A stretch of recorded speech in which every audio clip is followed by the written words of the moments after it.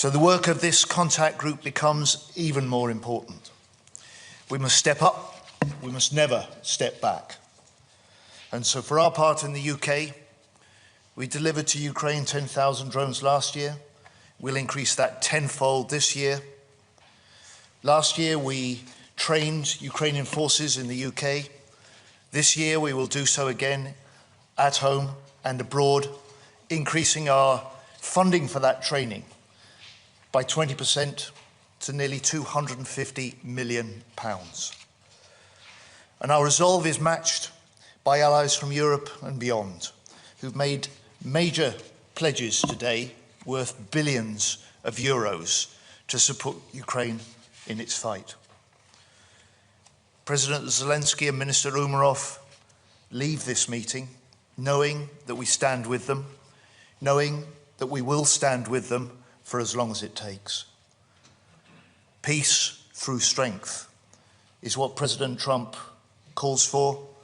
The strength comes from the support through this UDCG. And so we send a message today also to Moscow. Ukraine is strong. It has many friends. Its friends stand with them. Thank you. John Rustem, ladies and gentlemen, this has been the second successful meeting chaired by us both, John. Thank you for the very good and friendly cooperation. Together with the other supporters of Ukraine, we set a lot of things in motion today. Germany and UK invite all partners to join forces to further develop UDCG. We are convinced that we can double our effort and deliver more effectively against the Ukraine demand signals. Therefore, we will work on proposals focusing especially on collaborative projects. This will allow us to jointly manage projects that would be too big for us individually. These proposals will also foster cooperation between Ukraine industry and the industries of partner nations. We also have to better integrate the different support formats, UDCG and SATU and capability coalitions. Our teams will meet next week, starting with this work, as I said, next week. Rustem, you have shown that you are capable of defending yourselves, and you are doing it prudently and effectively. You have become leaders in the area of drone development. You are successfully countering the majority of Russia's massive drone strikes. And just last weekend, you proved that you can use drones to neutralize weapons that might be directed against you. Congratulations to that really impressive operation. Last week in Berlin, we agreed, Rustem, that Germany will provide funding for long-range weapons that will be manufactured in Ukraine. With this, we are implementing the goal we have set ourselves, namely to strengthen your capabilities, both military and industrial. Produced by your defense industry, these systems will quickly be in the hands of your armed forces. In the case of the long-range weapons I just mentioned, even before the end of the year. Moreover, we will enhance the options available for repairing systems in Ukraine. And we will strengthen your air defense by delivering additional weapon systems and ammunition. With our immediate action on air defense initiative, we are once again approaching the other supporting nations. We want to raise money for additional air defense systems and their urgently needed ammunition. Last year, we were able to come up with roughly €1 billion this way. Under the title Enduring Action on Air Defense, this is to become a permanent instrument now. We were also able to find additional countries which will support the build-up of capabilities in electromagnetic warfare. Belgium, Estonia, Italy, Sweden, and Turkey. And this includes capabilities for ensuring friendly communication, reconnaissance and jamming of hostile communication, counter-drone measures. Rustem, this goes out to you in particular. Ukraine can count on all of us. Thank you very much. Dear colleagues, today we held a 28th Ukrainian Defense Contact Group meeting. UDCG remains the most important platform for coordinating our international military aid to Ukraine. Our meeting sends an important message to the free world supports Ukraine in its fight for a just and lasting peace. Today's meeting of UDCG marked a new stage in our joint efforts. We always discuss and was today also approached by some of our closest partners who are providing billions in military aid to Ukraine and who are building joint ventures with us and buying from Ukraine industry for Ukraine needs. Our partners came to me and asked if Ukrainian companies could build factories for producing their cutting-edge products in their countries. Ukraine's military needs are the most important factor for us. I always stress this in our conversations with partners, and our partners said that they are willing to fully pay for all the production from these factories, and that our partners will even appropriate more funding for this. We agreed that products produced under Ukrainian license abroad will go to Ukraine so long as the war lasts. We're looking forward to considering all proposals from the interested partner states. We didn't have the name confirmed yet, but we call it for now Rammstein Investment to Industries Initiative, which is a strategic shift. Under this initiative, Ukrainian companies could invest in our UDCG partner countries, and companies from UDCG countries can build their mega factories in Ukraine. We'll build drones, missiles, ammunition, and other weapons together. Ukrainian drones have changed the battlefield, and now they will change how Rammstein countries prepare for future threats. The Rammstein Investment for Industries is a major step forward in building a stronger defense of freedom. We hope that the Rammstein Industries Investment to Industries initiative will be supported through the SAFE program. This is a program from EU that will provide up to 150 billion euros for weapons production. Our partners are ready to move ahead. This is a win-win for everyone. Ukrainian companies can invest in Europe, and European companies or Euro-Atlantic companies can build their factories in Ukraine. Ukrainian companies, of course, will gain access to financing, advanced technologies, and new production sites, and strategic partnerships with leading global players. Our allies will have the opportunity to build their industrial strengths, but with all weapons supplied to Ukraine. Together, we are not only defending freedom, we are shaping the future of Rammstein defense. I'm grateful to all the countries who have recently announced new military aid packages to support our fight for freedom and peace. I'm grateful to my very good friend, Secretary Healy, and Minister Pistorius for organizing this Rammstein meeting. Peace in Ukraine must be just, lasting, and protected by international unity. Together, we are working to achieve this through the Rammstein Investment to Industries initiative and other ways. Thank you, our partners, for stepping up your support. Our unity brings a just peace closer. Thank you very, very much. Thank you very much, Secretary of State Healy, Minister Pistorius, Minister Umєrов. We'll now take questions. The first question is to Roxolana Lisovska from the Ukrainian Public Broadcaster. Thank you. My question for both of us and Secretary Healy and Minister Pistorius. So on May 10, the leaders of the coalition of willing agreed the framework of sanctions against Russia in case if Russia slows down the peace talks. So in the past few weeks, Russia hasn't shown any really interest in negotiations. Should we expect those sanctions to be applied? And if yes, when? And also, I have to ask, were Britain and Germany aware of Operation Spider's Web, and how can you assess it? Well, to begin with the second question, there is no answer as far as Germany is concerned. I really admired what they were doing over there, but it's not my role to give a comment on that. So I'm sorry for that.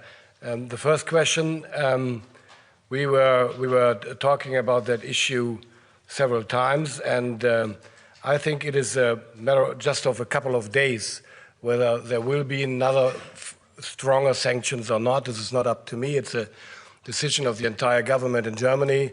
But of course, we are in close contact with the European Union and with our partners and with UK to discuss that. But I don't have, at least not for the moment, a concrete answer for you. I'm sorry for that too.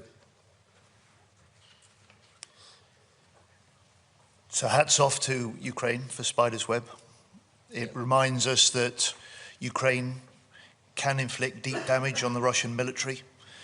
It reminds us that Ukraine is very much in this fight and determined to prevail. And we, as the nations standing with Ukraine, are determined to support in whatever ways that we can. And on the coalition of the willing and the announcement of sanctions, it's quite clear that this war must end in the end at the negotiating table and not on the battlefield. It's why President Trump's ceasefire initiative is so important. Putin has talked about peace but shown he's unwilling to negotiate. And so more pressure must be brought on Moscow to come to the negotiating table, to negotiate seriously, because Ukraine has demonstrated it stands willing for peace. US is trying to lead those negotiations, and we as nations supporting Ukraine will do everything we can to help that process. The second question is for Johnny Beale at the BBC. Thank you very much. I know Peter Hegseth did not turn up for this meeting, but he is expected to arrive tonight. We are told by his ambassador to NATO that he will come with a very clear-cut message, and that is that, in his words, every ally must commit to investing at least 5% of GDP on defence and security, starting now. I'd like to ask Secretary Healy, I mean, you haven't even been able to give a clear-cut commitment on 3%, so are you worried you're going to disappoint your US allies on this? If I could ask Minister Pistorius, when will Germany commit to 5%, and by when? What sort of timetable are you looking at, if you even can meet that? Mr. Umєров, if I could ask you, sir, I think we've been told that Ukraine will be represented at the NATO summit in The Hague later this month. Can you tell us whether President Zelensky will be attending? We're not clear on that. Thank you.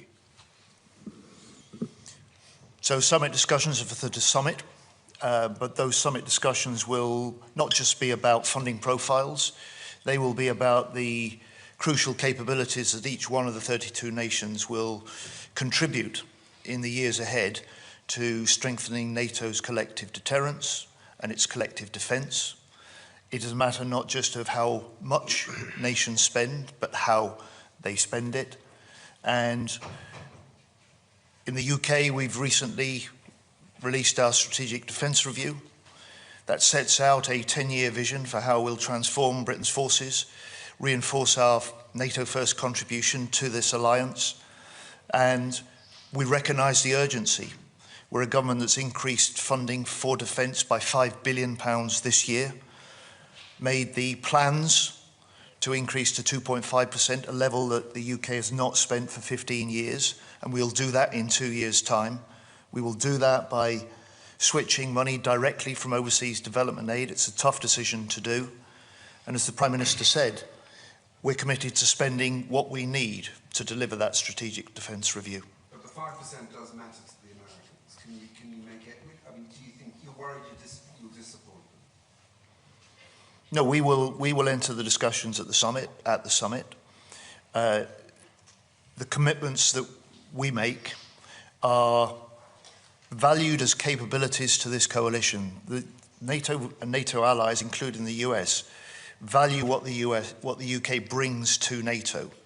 We're the only nation with a nuclear deterrent that commits it in full to the NATO alliance, to all of our allies.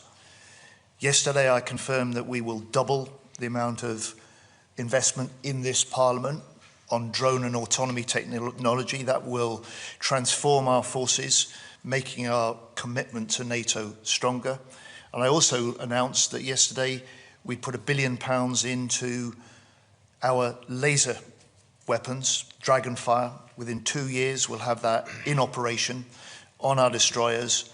and then the following year we'll put it in the hands of our army, reinforcing the British armed forces but making an even bigger contribution to NATO. It's important to measure the nation's contributions to NATO in what we provide as well as what we pay. In the first place, I would like to highlight that there is nobody who really postulates 5% by anybody from now on, because this is really unrealistic. What we are talking about is to increase the percentage in the years to come. This is possible and certainly needed. We will, as John highlighted too, we will discuss that topic on the summit. And it's not about disappointing anybody. It's about negotiating about what is necessary and about what is possible. This is a negotiation between grown-up people and responsibilities in the nations. And what I rather prefer to discuss about is we need and we must achieve the NATO requirements, the NATO capability requirements, and the national ones. This is our task, which has to be fulfilled up to 32 or 33, the latest, whatever. And that costs a ton of money. Let it be 2.5 or 3% or 3.5. But there's one challenge with it which nobody really discusses about. It's not only, as I mentioned earlier, it's not only about the percentage and the money and in euros or dollars or whatever. It is about how much money is really be able to be spent actually at the end of the year if industry is not able to deliver what we ordered. So if I had 3% of the German GDP, which would be 125 billion euros a year, and I can't spend it till the end of the year and have to give back 20 or 30 or whatever billion euros to the finance minister, this guy would be happy, but I wouldn't have spent and I wouldn't have achieved 2% or 3% or whatever. So we have to find a realistic compromise between what is necessary and what is possible really to spend, and we need new instruments for doing that and to enhance the possibilities of our industry in Europe and beyond to produce more than they used to do before. This is a challenge, so it's not only about percentage, but I know I'm not naive. We will discuss about 3.5 or 1.5%, whatever, but what we need is to remain realistic. If we are invited, we will definitely consider it. We shall be invited. You know that Ukraine sometimes not invited. So this is the biggest challenge to us. You can't say who's coming. If, as I said, we will be invited, I'm not aware of this actually discussion because not my pot of coffee, but we definitely always consider. Thank you. The next question is for Sabina Siebold, Reuters. Thank you. Minister Umєrov, another question on the summit. We've been hearing rumors there might be a NATO-Ukraine Council at ministerial level, which would affect you. So can you tell us whether there's a NATO-Ukraine Council planned either at defense ministerial level or at foreign ministerial level? And another question to Minister Pistorius. Sorry, again on the timetable for the 5%. Your Lithuanian counterpart today demanded that the target date should set by 2030. The latest, not 2032, but 2030. Would that be something that Germany would be ready to consider and to meet the target by then? Thank you. Well, I would rather prefer not to give an assessment to public statements of my very valued colleague from Lithuania, because this is not about Lithuania or any other state in the Baltics or on the eastern flank. I know the special effectiveness of what is going on in the world, but still, whether we will achieve 3.5% plus X in the year 2030 or 2032 is not really the most relevant question, to be honest. NATO-Ukrainian Council hopefully will be made tomorrow on a ministerial level, and I'm planning to attend it. Thank you. And the NATO summit? NATO summit, I cannot comment. Thank you. The next question is for Kat Nealon of The Observer. Thank you. Defence Secretary, the Strategic Defence Review talks a lot about cyber threats, and you talked about how many the UK has seen. Do you think that we're now at the point where we need greater clarity over whether that type of threat should warrant an Article 5 response? And to the other two ministers, when the Strategic Defence Review was published, there was an expectation that there would be some time for it to be digested in capitals around Europe. Have you had a chance to look at it, and what is your view of that?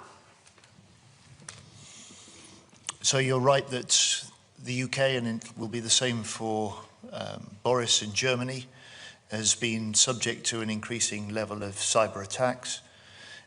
We in the defence field have been the subject of 90,000, at least 90,000 attacks in the last year, directed at defence across the board, all of which can be linked in some way to states.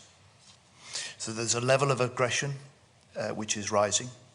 There's a level of threat which is increasing, not just to defence but to the way of life, because it has civilian impacts as well.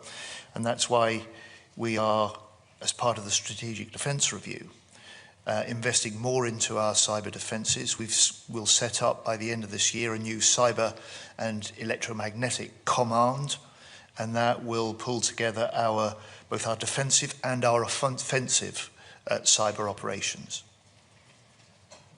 I have to confess I didn't read it yet completely, because it's more than, I think, 5 pages. But I read kind of a summary, and I asked my experts in my ministry to give me a bigger overview of what is really written in it. Unfortunately, I don't really know why, but I didn't have the time for it for the moment, but I'm very curious to read it. It's a great product. Actually, thankful to Secretary Healy for sharing, and I started reading it. It takes a lot of time to come to UDCG meetings, so it's a good way to read. I didn't finish it yet, but it's a great, great product, and thank you for sharing. I think your journeys are longer than ours to get here. Definitely. But the answer to your question about Article 5, I think you'll find that NATO has already recognised that cyber and hybrid attacks could form the basis of an Article 5 appeal. But they haven't specified how or where that threshold might be crossed. No, but your question was whether it is conceivable that a level and severity of cyber-related attacks could form the basis for an Article 5 appeal, and I think you'll find that NATO has already confirmed that could be the case. Thank you. The next question is for Stefan Israel from Table. Yes, Stefan Israel for Table Media. So to come back on the absence of the US defense minister, I mean, what does this say looking at the support of the United States for Ukraine, for its defense capabilities for the future, looking at the summit also? And then a second question for Minister Pistorius. Can you confirm there were reports that Russia destroyed IRIS-T system, I think, recently, these days? I can't confirm it, at least not at the moment. Oh, look, the American challenge to the European nations is clear.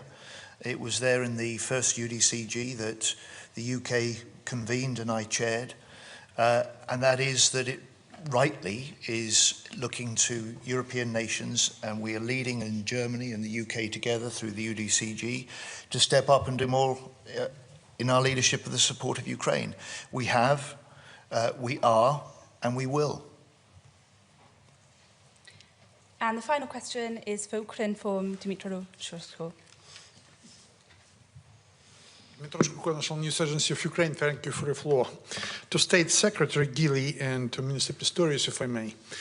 Tomorrow, you will, among the other defense ministers, discuss the new ambitious defense spending.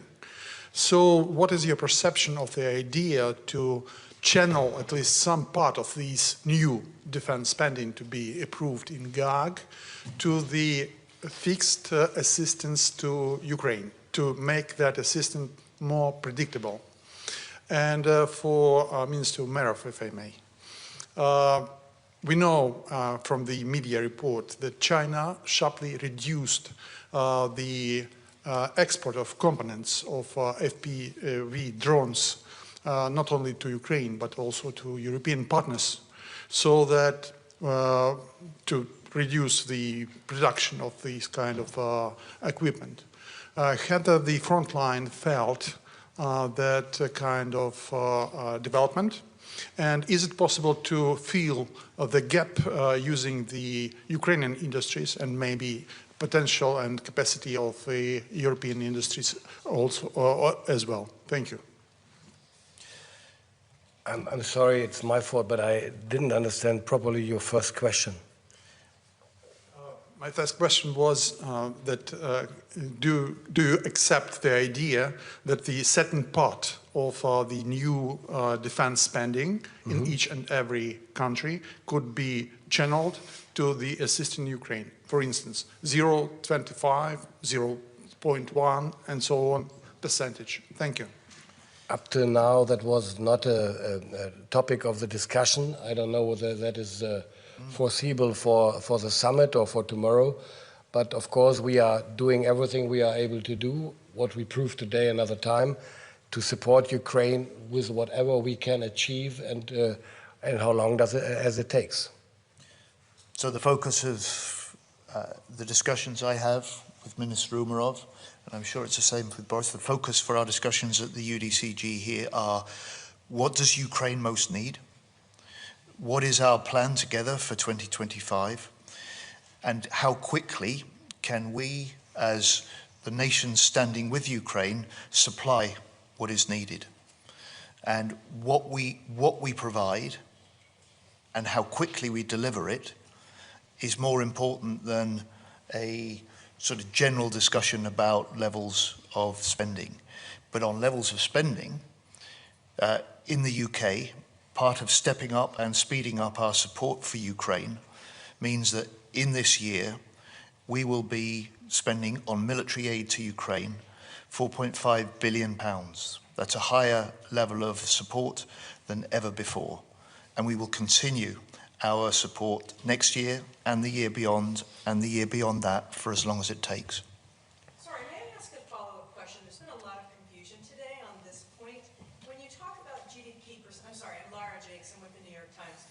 When you talk about GDP percentages, whether it's 3.5% or 5% or whatever, will the definition of core military capabilities for domestic defense now include aid to Ukraine? I think that's what we're trying to understand, if that's part of the discussion right now. Thank you. It's not part of the discussion today at all. Yeah, I'll answer. Our capacity or capability in Ukraine to produce drones is up to 10 million drones, and it costs us $11 billion. We invest up to $5 billion, and there is a gap of $6 billion. So that's what I addressed to UDCG. As for your specific question, on FPV, we are able to produce ourselves, but we have a shortage of finances. On Mavic drones, which is Chinese production, there was reports of, let's say, that it was redirected to Russia rather than to Ukraine. And we have experienced the problems of purchases through different channels, through different countries. We've tried to manage to procure them from all of the UDCG members as well. And we, in addition to it, we started a program to localize these drones. We achieved it in several months, but before, from the time they start redirecting it, we had experienced problems, but now we have Ukrainian-made, let's say, products that we are procuring and closing the gap. Thank you. Thank you very much. That concludes this press conference. Thank you all. Thank you, Ministers. John,